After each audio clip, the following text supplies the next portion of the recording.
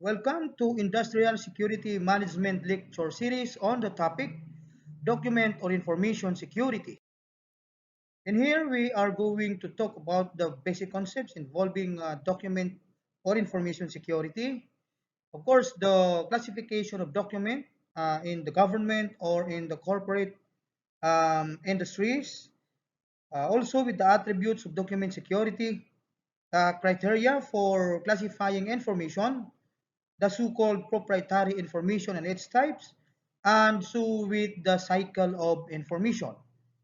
At the end of this presentation, it is expected that everyone will be able to demonstrate knowledge and competence on the matters involving document or information security system. Now let's begin talking about the document security system. Um, Based on our previous discussions on the so-called PPDoc, no, we have P for personnel, another P for physical, and finally, for DOC, which is equivalent to document or information security. Ito po yung may kinalaman sa aspeto ng security na ating ibinibigay sa lahat ng mga documents, information, data, or records that has value to the company or to the organization. Having said sa mga previous discussions natin, the document or the record is the blood of the organization. Dahil yung halaga, mga proseso, mga trade secrets, no, and assets, mostly dyan nauuwi sa record.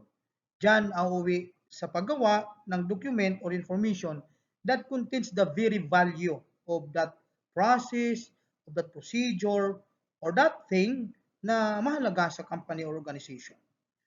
And in the government, the legal basis for classifying or providing security sa kanilang mga documents, records, or secrets is provided under Memorandum Circular Number 78 issued by the Malacanang, no? And that's all about promulgating the rules governing the security of classified matters owned by the government offices.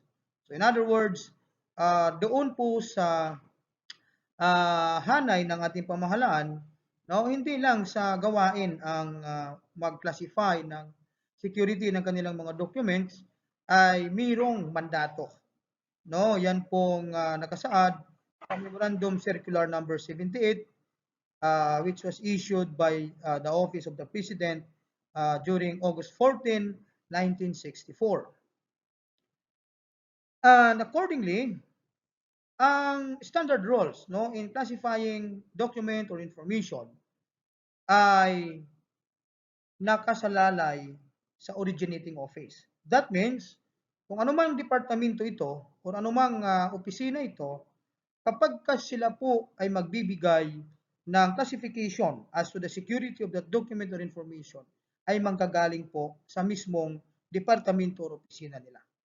And the classification of security or pagbibigay ng degree of security na i-designate dyan sa document na yan ay ang basihan hindi po sa file but the content of that document or record. And of course, pagdating naman sa kung sino ang pwedeng makaalam, sino ang pwedeng makagamit, no? Diyan sa mga data, record, document, information which is considered classified or there is designated security provided for that document or record, ang basihan po, sabi ng standard rules, ay need to know basis. Ang ibig sabihin ng need to know basis, only those properly cleared persons or those who are having that authority to know, no, ang pwedeng makaalam, pwedeng ma-disclose sa kanya or maging authorized to possess such the content of an information or document which has given or designated with a security. So yan po ang standard rules based on Memorandum Circular Number 78 as to the promulgation on the rules governing the security of classified matters pagdating po sa government. Now let's talk about the attributes of document security. So ito pong mga attributes, ito yung nagpapakita no na ang isang dokumento is provided with a specific designation of security. Now, unang-una is confidentiality. Ang ibig sabihin po nito, ang security na binibigyan natin sa document, no, or ang document to make it say na talagang secure because of its classification, when it talks about confidentiality, nagpapakikita po ito na ang document is secured sapagkat hindi po ito pwede ma-disclose or walang chance na ma-disclose ito sa unauthorized individuals, entities, or even operational procedures. So kung nami-maintain po ng possessor or rightful owner ng document na yan, yung hindi siya ma-disclose sa mga unauthorized persons, then there is confidentiality as to the attributes or manifestation of that document. Pangalawa ay integrity. Ang document ay may security kung ito ay may integrity. Pag sinabi integrity, napapanatili yung pagiging accurate at pagiging kompleto ng document. Kung ano man yung laman yan, kung ano man yung taglay na nakasaad dyan, napapanatili po na accurate siya and then complete mula sa pagkaka-create up to the present. And finally, masasabi natin ang document ay may security if it is available readily anytime it is being needed. Now, let's talk about the classification of documents in the private or corporate setting, no?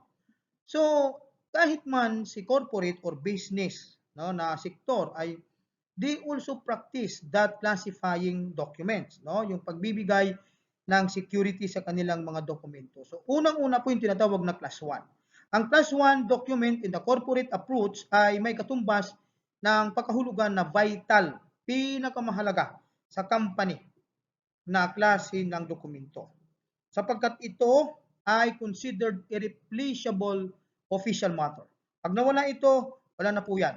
Hindi na siya makakapag-reproduce upang magamit for the purpose of that operation ng company na iyon. Kaya naman, pag nawala po yan, ay magdudulot ng exceptionally grave damage, no? Sobrang higit na malala at masama ang epekto nito. No? Lalo na sa interest ng company na yan at ng survival ng company na yan. So mga halimbawa ng class 1 na information o class 1 document sa isang company, yung kanilang mga deed of sale, mga title ng kanilang mga pagmamayari, no, mga kontrata na pagkalaki-laki na kapag po yun ay na-disclose, no, ay pwedeng ikapagsak ng company, no? Pangalawa ay ang tinatawag na class 2 documents. So ito po ay may katumbas na pagkahulugan na important or private confidential documents. So pag nawala po ito, pag na-disclose po ito sa mga unauthorized person, ang kanyang effect, no, ay magdudulot ng banta. Banta sa profitable company operations. That means to say, pwedeng maging peligro ito sa mga proseso, sa mga operasyon na nagbibigay sa company ng chance to exist and continue to exist, no? So napakahalaga po nito. Kaya nga kung ito ay ma-disclose, no, that would entail a considerable expense on the part of that user or company. So, one good example of class 2 documents ay yun pong kanilang mga contract, mga standard operating procedures, no?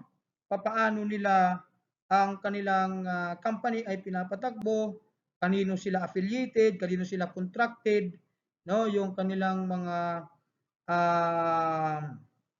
trade secrets, no? That is a good example of a class 2 documents. Samantala, yung class 3 documents, yung tinatawag na useful documents, no? Ito ay nagtataglay ng operational procedures and guidelines wherein ang pagkawala nito or pagkakompromiso, ka-disclose nito ay magdudulot ng abala sa operasyon. So kadalasan sa mga halimbawa ng class 3 documents ay yun pong mga manual, no? Manual of operations or yung kanilang mga basihan or standard operating procedures sa bawat department, sa bawat unit, sa bawat group, no? Mga mga operation plan nila, yan po yung mga halimbawa ng useful documents.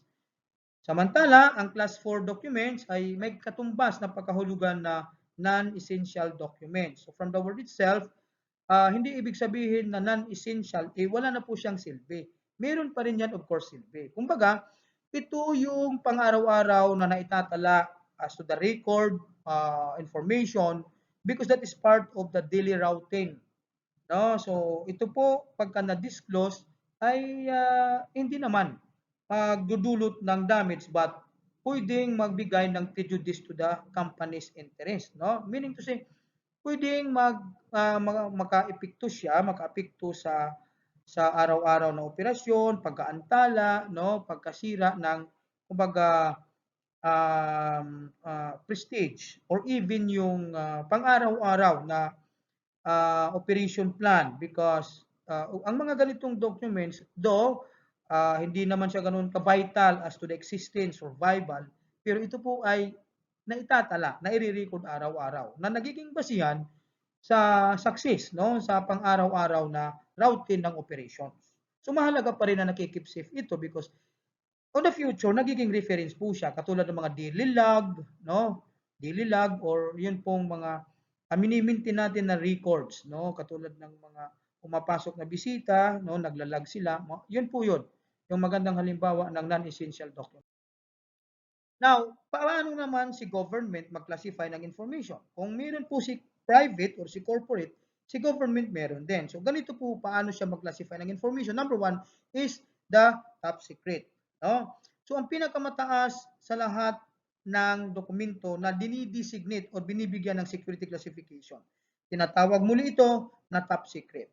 So, ang top secret ay ang dokumento impormasyon na kapag ito ay na-disclose with an unauthorized person, ay magdudulot exceptionally grave damage sa bansa, sa kanyang political affiliations with the other countries, and of course with its economic stability na buong bansa ang maapektuhan. Kaya ganun na lamang po kahalaga ang ganitong uri ng document.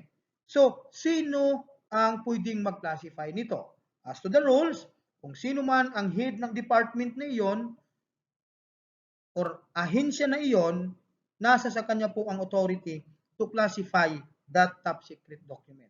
Mga halimbawa nito, ayun pong political documents na naglalaman ng atin pong negosasyon with the other countries. Just like for example, yung ating patuloy na negotiation with China as to how we deal or relate to them doon po sa pinag-aagawan nating teritoryo. No? Iba pang mga major projects ng pamahalaan, and of course, yung military or police defense plan. Yan po yung mga magandang halimbawa ng top secret document. Samantala, pag sinabi natin secret, ay pumapangalawa sa degree of security, no, sa top secret. So si secret document ay although hindi man siya magbibigay ng exceptionally grave damage, but pwedeng magdulot ng endanger. No, pwedeng ma-endanger dito ang seguridad ng bansa at pwedeng magdulot ng seryosong pagkaparalisa ng atin pong interest as a country at kahihiyan para sa ating bansa. So, kung ang top secret ay the head of the department, ang classifying authority, the same with the secret document. Mga magagandang halimbawa sa ganitong klase ng dokumento, ayon pong mga dokumento na nagtataglay ng atin pong pakikipagrelasyon sa ibang mga bansa na may kinalaman sa pagpapanatili ng kanilang pagkakaibigan, no, yung kanilang diplomatic ties. Just like for example, yung atin pong diplomatic ties with America, with Australia, and Japan. No? At ganun din sa mga dokumento na kapag nagkompromiso, no, katulad ng mga technological development natin, mga inventions natin, dito sa ating mga sariling mga talents or mga scientists, no, ang ma-disclose ito, magdudulot po ng pagkaparalisa or epekto sa interes ng ating bansa.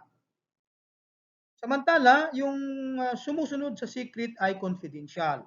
No, si confidential document ay yung mga impormasyon na nagtataglay At ang dokumento na ito, pag na-disclose with an unauthorized person, hindi man siya maging in danger, no? Hindi man siya maging peligruso sa seguridad ng bansa natin, pero ito ay makaapekto sa interes o reputasyon ng ating bansa as we relate with other countries. At ang classifying authority sa ganitong uri ng document ay pwedeng ibigay sa kahit sinong officer ng department na iyon. No? So long as they are authorized to assign, no, confidential classification habang ito ay nakapaloob sa kanilang authority, position, or designation. Katulad ng mga plano ng pamahalaan about mga projects on the roads, bridges, and building. No? Routine service reports, yung pang-regular o pang-araw-araw na kanilang mga operations, and of course, the routine intelligence reports ng ating mga intelligence agencies or intelligence units. And finally, yun pong pinakamababa ang degree of security na ibinibigay natin, tinatawag po ito sa pangalan na restricted document. So si restricted document requires special protection maliban sa top secret, secret, or confidential. No, ang authority to classify restricted ay the same, no, kay confidential. Any officer designated or discharging such a function, pwede po siya magbigay ng security classification. So, ganun pa man, kahit na ito ay list ang security na ating ibinibigay sa ganitong klaseng document, ang transmission or dissemination should always follow in a normal or usual policy. Now, let's talk about the criteria for classifying information. Paano natin kina-classify? Ano ang pinagbabasihan natin, no? So, ito pong criteria, nangunguna dyan yung value. Of course, pag classify natin o dinesignate ang security, degree of security na ibibigay natin sa document, number one na basihan natin is the value. No, yung halaga ng dokumento. Siyempre, of course. The content, no? Not the file, but the content, the substance, the value of the content. Pangalawa, edad. Kung ang dokumento ay tumatagal na, no? So usually bumababa ang security classification na ating binibigay because the more na tumatagal ito, the more na nagiging list yung usefulness sa organization. Because from time to time, we of course create uh, new plans, no, new documents, new records, new informations that will be responsive sa bawat araw nating operasyon. No? And then pangatlo is personal association. Ang pag-classify ng information ay binabatay din natin sa association with someone or individuals. Kaya nga, sa pagbibigay ng security clearance, ang rules is binabatay natin sa tinatawag na need to know basis. Because there are really certain individuals who are highly and properly assigned or designated as to how these documents should be classified by the originating authority that they have or the persons that there is a need for them to know. And those the only authorized person. Kaya tinatawag natin yun pong need to know basis. Bago natin bigyan ng security clearance ang bawat responsible or authorized na tao to use such a document. Pangapat ay compartmentation. No? So, basihan sa ating pagbibigay ng classification sa isang document ay paano ito i-compartmentalize, paano ito i-distribute, paano ito i-disseminate. Sino-sino lang ang pwede maambunan or makatanggap ng ganitong documents because by doing so, nalilimit natin ang unauthorized disclosure. Security ika nga. And finally, isa sa basihan sa pag-classify ng security is, sabi pa nga natin kanina, the need to know basis. So giving such a security clearance, dito po natin binabatay sa need to know basis na rule or principle ang pagbibigay ng security classification sa isang document.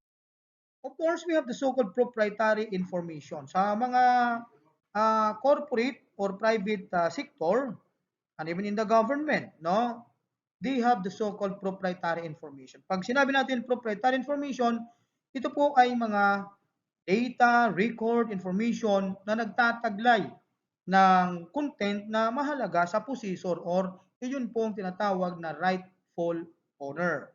So everything that is right for them because they are the author, they are the possessor, they are the creator, no? Sila po ay may right na pwedeng i-assert ownership over that information. So ito po yung mga halimbawa ng proprietary information. Number one, domain names. Kung sa internet po, ayan pong mga website ay pinagmamay-ari po yan ng isang tao na may karapatan, no, sa pagmamay-ari by creating that web address or website. So we call it domain names. Pangalawa ay ang tinatawag na trade secrets, no? Ang trade secret, ito pong mga sikreto ng isang company na nagpapayaman sa kanya.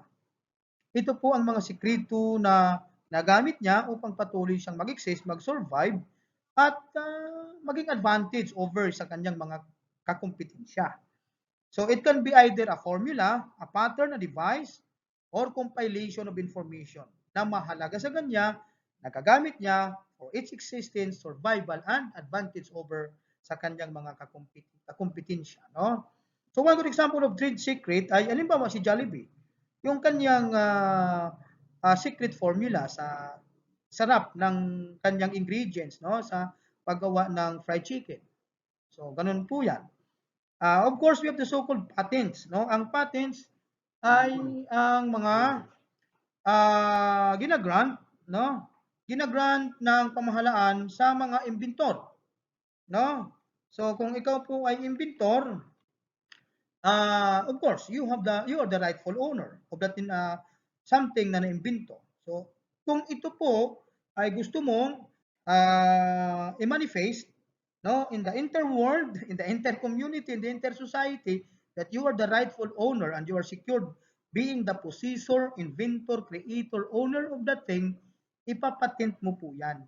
No, ipaparehistro mo sa gobyerno. So pag na-rehistro na po yan sa gobyerno, patented na po yan, and you will be recognized as the rightful owner of that invention. And finally, is the copyright. So si copyright naman, pagdating sa mga author ng libro, creator ng mga pelikula, no, mga entitlement, no, ng isang entertainment or something that comes into your idea, no? Yan po yung copyright. So pag pinarehistro natin yan sa gobyerno, ay mabibigyan po tayo ng legal recognition, no, na tayo po ang may-ari niyan as an author, creator, na because of that copyrighted claim, no, hindi po ito pwedeng gamitin ng iba, i-claim ng iba. So we are secured as the possessor or the rightful owner. Again, sila po yung tinatawag nating proprietary information. Now, let's talk about the information cycle. Ang information cycle, ito po yung buong proseso na dinadaanan paano ang document or information na kikreate. Of course, una is the creation. So sa creation phase, dyan po ang information na di-discover at dinidevelop. So once it is being developed, crafted, formulated, bibigyan na po siya natin ng security classification. Then pag may security classification na, yun po ay atin ang ibibigay sa mga end users. So gagamitin na po yan. After magamit, then i-store sa secured na facility, and then kung gagamitin ulit, ay pwede nating ma-retrieve according to the record system na ating sinusundan. And of course, the retention. Kung ilang taon ba pwedeng tumagal sa storage ang document na yan. So kadalasan 5 years ang minimum. Kaya after 5 years, document should be revisited if it is subject for disposal na. Kung hindi pa, retention will remain.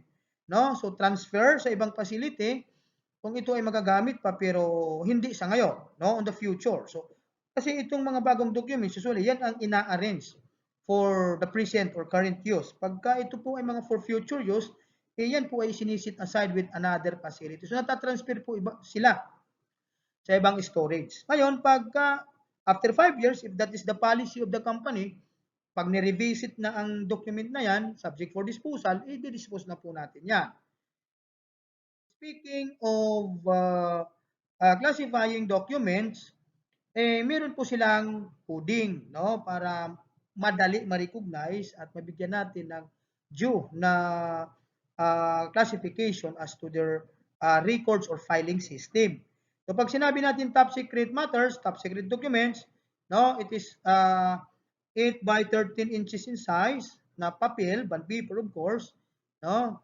At meron siyang 1/2 inch green border para po yan sa top secret. Another is secret matters or secret documents, 8 by 13, bond paper, half inch, red ang kanyang border, and confidential matters, the same size, 8 by 13, white bond paper, half inch na blue border. Ngayon, kanina napag-usapan natin yung transmission, no? Yun pong pag-compartmentalize. So, ang method which is according to the rules of distributing or compartmentalizing, transmitting documents, of course, by direct contact with a person who is uh, possessing security clearance. Pwede siya makatanggap ng document na yan or by official courier ng agency, no? Or sometimes by electrical means na mayroong mga cryptographic na pamamaraan for its security. And of course, with a registered email which is recognized by the recipient and so with the sender. And kanina, no, na sabi natin yung disposition. According to the role, ang atin pong methods of disposing or destructing documents, ang pinaka-common is burning. Pero sa ngayon, hindi na po siya pinapractice kasi it is not environmental friendly. Ang atin po pinapractice commonly ngayon ay shredding. Meron po tayo mga shredding machine, pinupunit po yung documents na yan, no? And then nire-recycle if mare-recycle. Kaya shredding ang pinaka highly na suggested and best practice sa ngayon. That ends our discussion on this topic. I hope that you guys was able to capture the value of this presentation. Maraming salamat.